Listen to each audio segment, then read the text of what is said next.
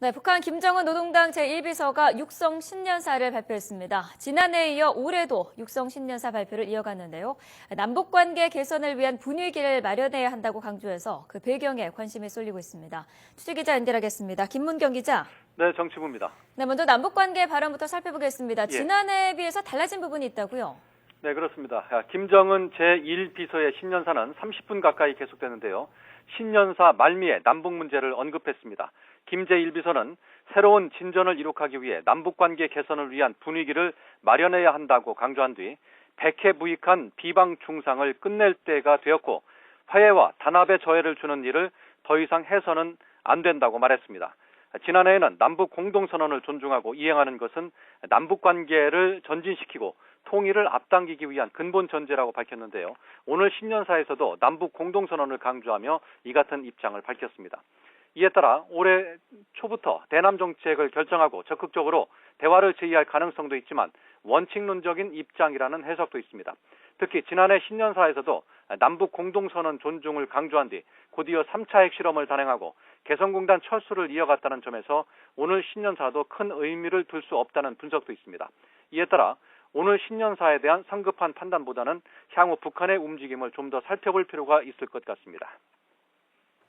네, 장성택 처형과 관련한 입장도 발표가 됐습니까? 네, 그렇습니다. 김재일 비서는 신년사 첫 부분에서 지난해 강성국가 건설 시기에 당 안에 종파 오물을 제거하는 단호한 조치를 취했다며 장성택 처형과 관련한 입장을 발표했습니다. 반당 반종파를 숙청해 당의 대우가 굳건히 다져졌다며 이를 통해 당은 인민을 위해 더욱 헌신할 것이라고 강조했습니다. 특히 올해는 온 사회에 김일성주의와 강령 선포 40돌이 되는 뜻깊은 해라며 백두혈통을 강조한 뒤 당 안에 유일 영도 체계를 철저히 세우자고 말했습니다. 이와 함께 김일성, 김정일, 당밖에 모른다는 신념을 가질 것을 강조해 앞으로 사상교육을 강화할 방침임을 시사했습니다. 김 제1비서는 이를 위해 이색적인 사상과 퇴폐풍제를 없애고 투쟁 강도를 높여나가자고 주장했습니다. 네, 지난해와는 달리 경제건설 부문에 대한 언급이 많은 비중을 차지했다고요? 네, 사실 김 제1비서의 올해 신년사는 경제 발전에 치중됐다고 봐도 과언이 아닙니다. 신년사의 3분의 2 가까이가 경제와 건설 등 이런 부분에 집중됐기 때문입니다. 이 때문에 관심을 모았던 북한 핵 문제도 강력한 자유적 힘으로 핵 개발을 굳건히 지켜나갈 것이라는 원칙론적인 입장에 그쳤고요. 다만 신년사 대부분을 경제 건설에 강조하며 대내 결속에 힘쓰는 모습이었습니다.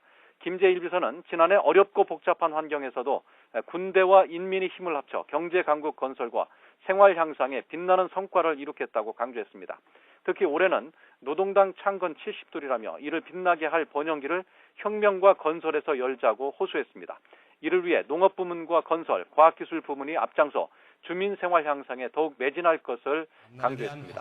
김 제1비서는 이렇게 19년 만에 육성 중계를 부활시킨 지난해에 이어 올해도 신년사 중계 발표를 이어갔습니다. 김 제1비서가 김일성 주석 사망 이후 사라졌던 육성 신년사를 부활한 것은 김일성 주석 따라하기를 통해 부족한 정치적 리더십을 보완하기 위한 의도로 풀이됩니다. 지금까지 정치부에서 YTN 김문경입니다.